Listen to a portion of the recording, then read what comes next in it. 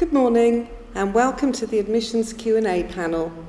I'm Carol Bailey, the Registrar at St Helens, and with me today are colleagues to help answer any queries you may have regarding the admissions process.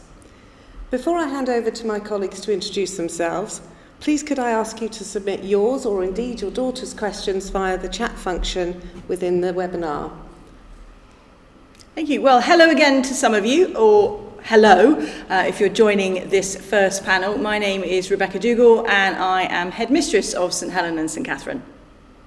Good morning, everybody. I'm Bernadette Stubley. I'm Deputy Head here at St Helens and I lead on the academic side of the school. So that's curriculum, that's the kind of subjects that you might develop a passion for. It's also assessment, so reporting to parents, but also giving girls guidance and advice on what they can do to improve and excel. And it's also our Going Beyond programme, which is our Stretch and Challenge programme for those girls so that they can experience not only new challenges in the subjects they're studying, but also new ways to learn. Hello, I'm Kate Taylor and I'm Head of Lower School, which is Year 7 and Year 8 at St Helens, and I am very actively involved in the Year 7 admissions process, from the taster days, the entrance assessment day and the selection process. Hello, I'm Nina Bass, the Head of the Junior Department, which is our Year 5 and 6 classes. So we have a small junior department here and we have a small team of staff who help lead on the entrance assessments and help guide our students through the junior department. Hello, good morning. I'm Deborah Cobbing. I'm Head of Learning Support and I support our neurodiverse pupils to ensure that all of our pupils achieve their full potential. Thank you. I'd like to start by giving you a broad overview of the admission process at St Helens. Our standard entry points are Year 5 and Year 6 in our junior department, Year 7 and Year 9 and Lower 6th. Typically, we would admit 16 students in our Year 5, increasing to 24 in Year 6. Our biggest entry point is Year 7, when we add a number of 74 girls. Year 9, we add between 8 and 12 students to join our existing Year 8. And finally, in Lower 6th, it ranges quite significantly, anywhere between 10 and 20 students. At each point in the junior department and senior school, candidates are required to sit written entrance assessment papers in maths, English comprehension and creative writing. At sixth form, entry is conditional on GCSE or IGCSE performance and a verbal reasoning paper. At all entry points, the key to the process is for us to get to know your daughter, to get an opportunity for her to show us who she is, her own version of herself. We use interviews and references to help us do that, to build that picture. The admissions team work very closely with families, knowing that choosing the right school is so very important. We want you to be confident that St Helens is the right fit for your daughter. We welcome and encourage your curiosity and to get to know us so you can make that decision confidently and comfortably. So with that in mind, I would like to hopefully open the floor to questions. And I can see straight away, actually. Thank you. We're going to be busy, I can tell. One of the first questions is, my daughter is at a primary school. How do we prepare my daughter for the assessment? Becky, you might want to... Oh, preparation, don't. I think this is a question that girls, if you're sitting and watching this, I want you to listen carefully and then you can tell your parents how it's got to be. We're really keen to get a genuine glimpse of the girl and who she is. And the problem with preparation is that we begin to get a glimpse of a support crew, which may or may not be entirely true to that individual young person. And so everything we do, references, the interviews, the opportunities to meet, are trying to kind of get behind and understand this person. everything that then happens academically and pastorally at St Helens is predicated on us making the right choice on entry through the admissions process. Those of you who've met me or have heard me speak before, sorry, I'm about to repeat myself, but there is a risk in getting the admissions process wrong and for us being cavalier in some way, or for indeed an over-prepped child who's clinging on, wanting to please her parents and actually finding it all a little bit worrisome. That risk is not to St Helens. We would put everything in place. But the risk is to a child's self-esteem, and no school is worth that. And so if your daughter has been prepped and primed and tutored, and actually then when that support structure takes a step back, she is completely at sea, that really isn't fair on that child. So conversations around tables at dinner time, lovely. Encouraging a love of reading, lovely. Super questions about characters in books or which was your favourite scene, fantastic. We will provide some broad indications of the kind of things that you might expect to arrive upon in an assessment. But fundamentally, Key Stage 2, or indeed the Key Stage 3, at her current school, will be providing the content that we note in the preparation for our admissions process. We're not there to trick the girls. So I can't emphasise that enough. It breaks my heart, actually, when I talk to a little lass who's learned a speech, and the minute I take her away from that, it's all a little bit daunting. And I don't want that. It's not about that at all. Everything we do here is an attempt to demystify and de-worry the admissions process. So preparation is about the joy of learning, getting stuck in, talking about subjects that she loves, looking at projects. But really, please don't go the route of tutors and making it an ordeal. They're very young and they don't need that. Thank you. Sorry, that's a soapbox. Why not? Debbie, this may be a question best suited to you. We've had a query of a parent that has a daughter with a specific learning difficulty and how this will be supported through the admissions process. So the Learning Support Department works really closely with admissions, obviously. We'll then put in place reasonable adjustments such as extra time or use of a laptop. What we ask for is an assessment, either from an educational psychologist or a specialist teacher assessor, so that might be at your daughter's school, somebody at your daughter's school. And we use that. I mean, what we're looking for is continuity. So we're looking to put in place whatever support your daughter has in place at the moment at their current school. We can then put that in place for the entrance exam, and then should your daughter join us, we can carry that through here. But I'm always willing to speak to parents over the phone or on a one-to-one basis. So if you have any questions you'd like to talk to me about outside of this context, then just ask. Thank you.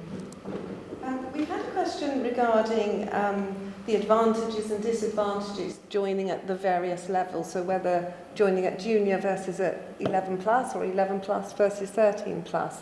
Whether I can open that to the panel. I'll start. Well, I always say you again have to look to your own daughter and whether she is ready to move on to her next school for year 7, or whether she's really happy and she wants to stay on and get all of the experiences of being at the top end of perhaps her prep school going through to 13. I think you really just have to look at your own daughter and what she's enjoying at school and whether she's ready to move on to new experiences and new styles of learning. And I think that is the best thing, really. Our main entry point is year 7, but of course, as you know, we have entry points at year 9 as well, so I think you really just have to look at what the advantages are for your daughter. Yes. I should probably point out at this stage that students in Year 5 and Year 6 in our junior department do have an automatic transfer through into senior school in Year 7. There's, if that's in your mind one way or another, that is a guaranteed transfer through at that point. And I think it's worth sort of making the point that idea of identifying your daughter and her reactions to things and where she's in her school is absolutely consistent through. We often get questions about, and I think we've got one through about, should she come and do it, get in Year 6 and rather than move to Year 7? Has the light gone out of her eye in some way? Is there some social tension? Do you feel that for all sorts of reasons there's a bit of a drift going on? Now that seems to me a good substantial reason to start thinking about making a move to a different setting for Year 6 so that you can kind of keep the energy going. But if there is a buoyant girl who is grabbing at every opportunity and likes the idea of as you said, the rites of passage of finishing at the end of Year 6 or at the end of Year 8, then we hear that loud and clear, and it's a message we share with primary schools and with prep schools. It's about an individual girl, and I think it's quite important to make the point. There's no sort of huge ratio advantage to be played here. There isn't an optimum moment to move. I mean, I of course love to get our hands on their education as soon as possible, but ultimately it is about the individual girl and the right decision for her and the family. Sometimes it can be really practical considerations that drive a change of school. You might have a boy, I mean, we have a lot of shared siblings with Abingdon, boy starting at Abingdon and suddenly going in 2 different directions in the morning doesn't feel so great.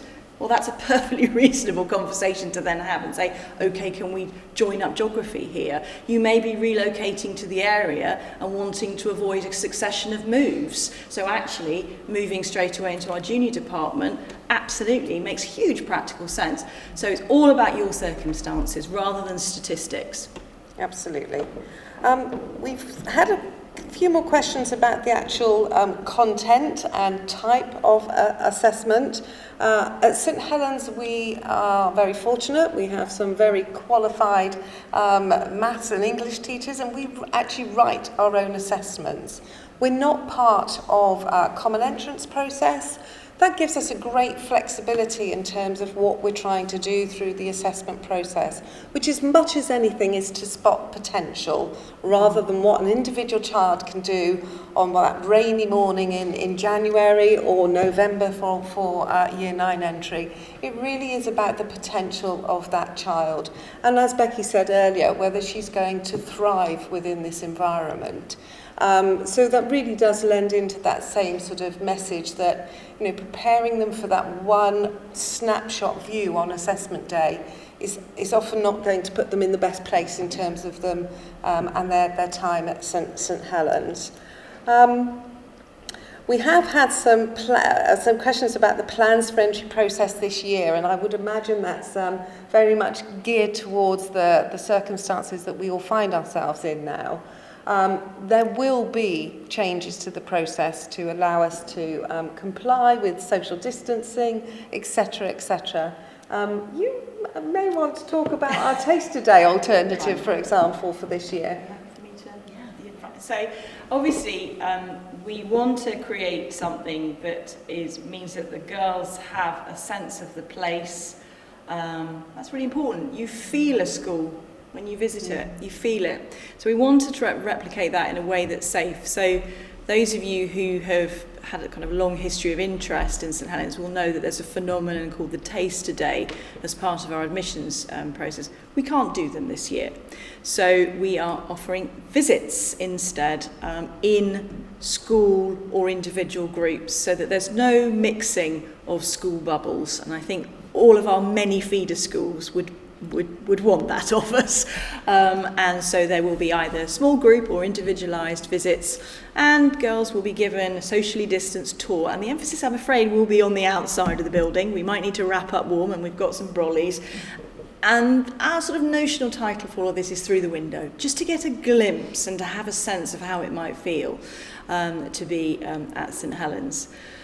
So we will run those through the second half of the term, this term, and the admissions team will be in touch and make sure that everything's clear about that. Don't worry, our admissions team will not allow you to want for information about this. They'll become part of the family if that's what you want and need. We are planning at the moment to have an admissions day as usual in January. Again, we will manage that with social distancing.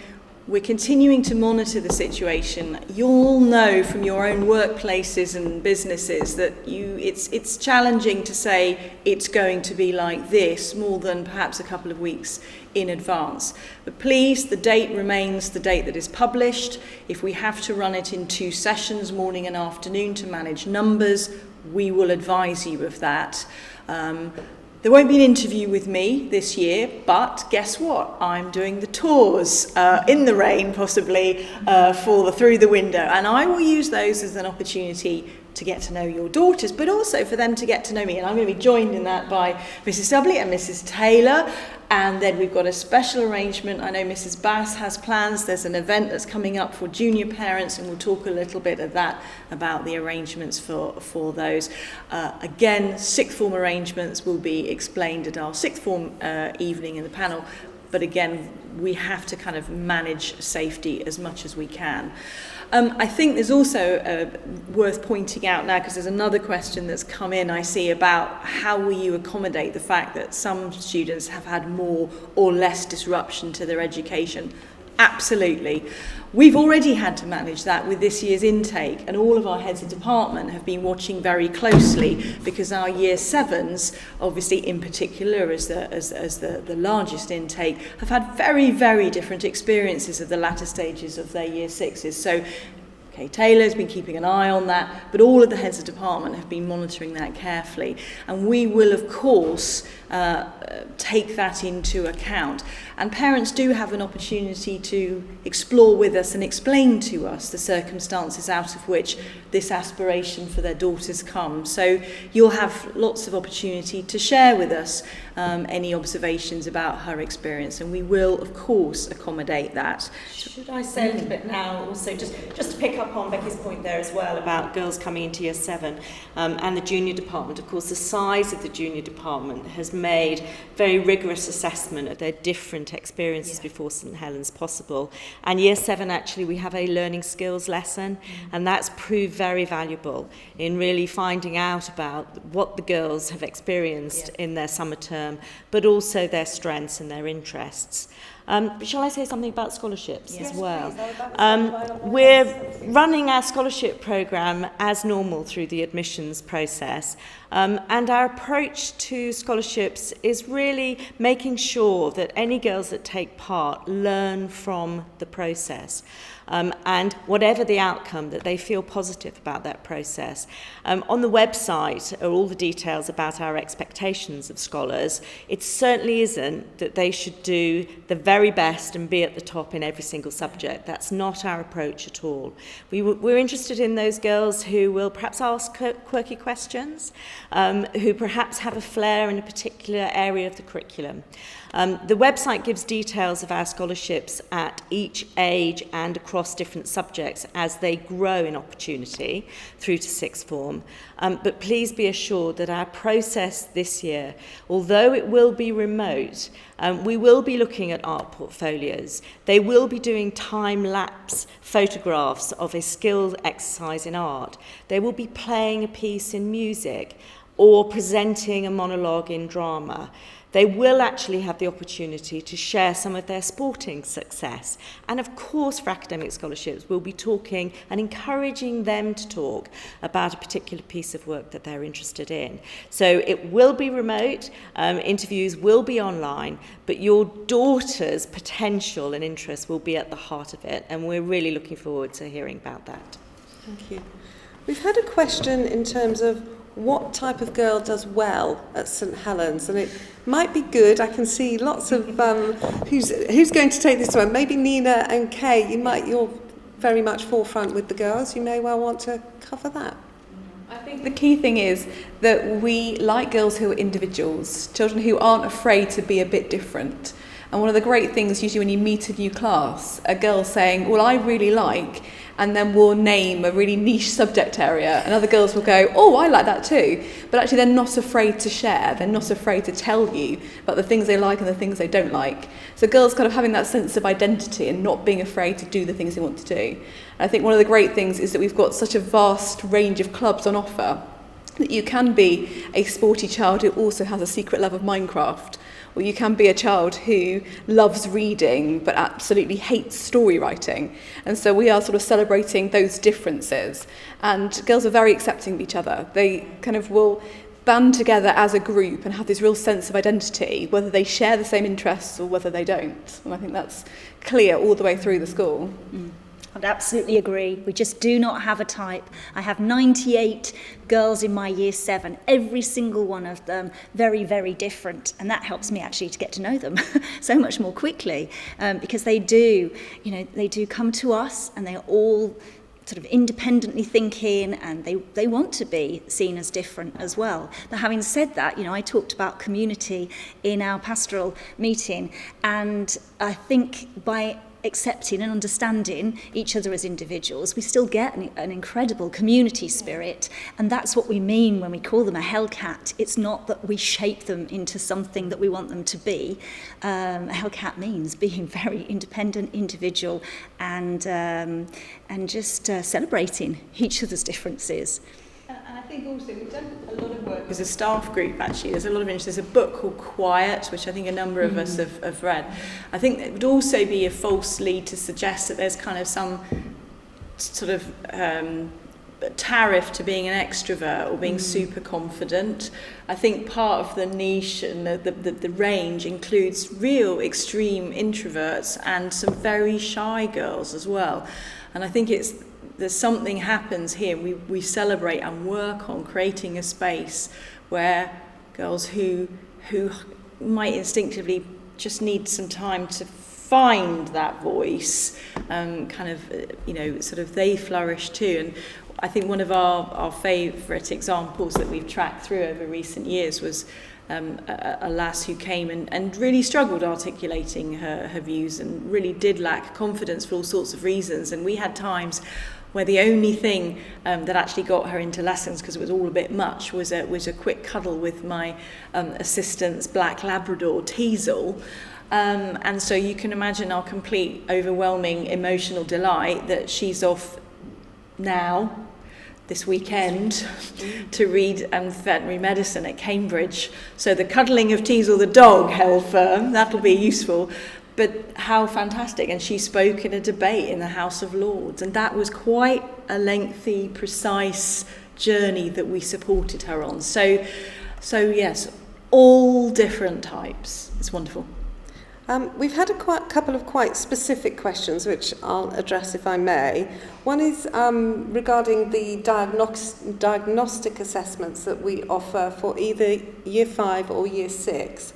Often families whose daughters are in the primary school sector are unsure quite where their daughters are sitting in terms of the assessment or the information they get from their own schools. So we do offer the facility for them to sit a diagnostic assessment prior to the year that they would sit an entry assessment.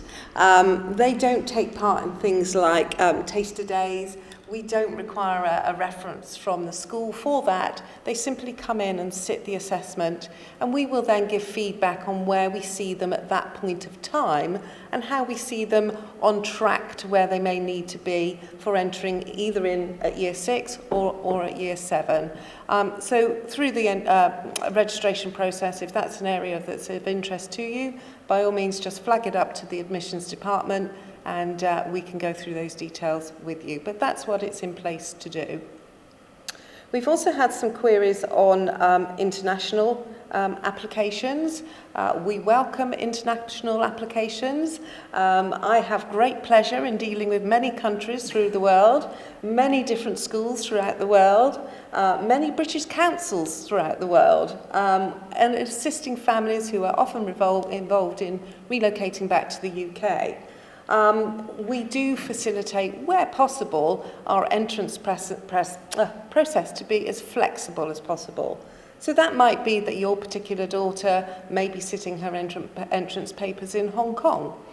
So again, that's a very one-on-one relationship with the admissions department, because each of those families in those situations have got quite unique requirements. So it's a case of us working with the family, working with either the current school or the British Council to facilitate their entrance assessment. So and there's not a year or entry point that goes by that we don't welcome girls from all over the world, which is again, I think broadly it adds to the flavour of St Helens and the diversity of the students and that absolute passion about the individual. Absolutely. It is a really good mix. Yeah. Well, when we get to that large entry point of girls that have joined us previously from independent schools, but also just it's pretty split with coming from state primaries, and then of course the international dimension. There's a question come in about sort of, if at first you don't succeed, what do you do? Because sometimes it could be that a child goes for 9+, and our advice is actually not yet. There might be something about maturity that's playing out there. I mean, I repeat the point, they're very young. And we can see merit in her staying where she is and completing. And we will give you that kind of feedback.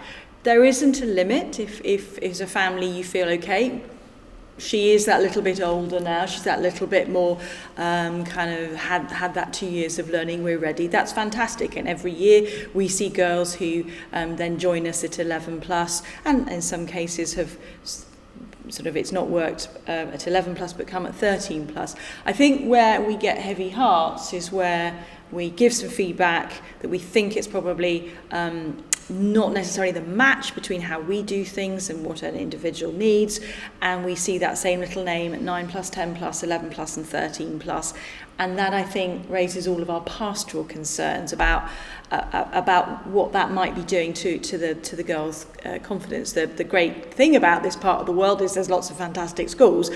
The complicating thing about this part of the world is there's lots of fantastic schools, but there is a school that's right for every girl, and obviously we think we're the preeminent and outstanding girls' school, but it's about making that individualised choice. So yeah, absolutely, it may well be that the entry point just comes a little bit later. There's no bar to that, but there probably comes a point when it becomes a little bit of a pastoral risk, I would say. Thank you.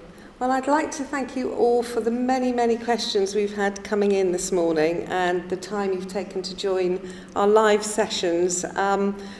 If your question hasn't been answered, our live chat function on the website platform, on the Open Day platform, remains open until 1 p.m, so please do continue to use that to have your questions answered. Failing that, admissions, please get in touch with us, use the admissions email, or by all means give us a call. It's important to say we've recorded these live sessions this morning and they will remain available on the platform. So if you haven't had a chance to view them all, please tune in. They will continue to be available. I'd also would like to just finally draw your attention to some other admissions events that we've got happening in the coming weeks. Next week, on Thursday the 8th of October, we have our virtual A-level options open evening. So for anybody considering sixth form entry, please do come along to that event. And on the 15th of October, a Thursday, Nina and some of her team will be hosting a junior-specific admissions event. So I do, again, would welcome you to that.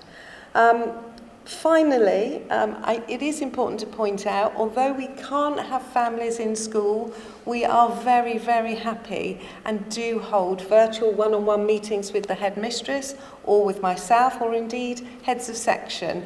So there are still lots of opportunities for you to get in touch with us.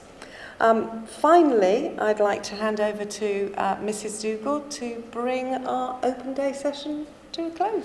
Well, thank you very much. To echo the thanks, really, thanks for joining us. Thanks for being part of something that we've never done before. We will always register this 2020 event as our first online open day, and you've been part of that, and I hope that you have found it interesting and had a sense of how things work at St Helens. We are all unapologetic tub thumpers and drum beaters for this amazing place. I hope you get a glimpse of that, but just to echo Carol's words, if you do want to have a chat about that very special person who's either still sitting next to you, who is now headed off going, Mum, I've had enough of this, can I go and do X, Y? Let's have that conversation. We can set it up very easily indeed. But thank you very much for joining us, and have well, try and stay dry if you're in the UK, but have a lovely rest of weekend, won't you? Bye-bye for now.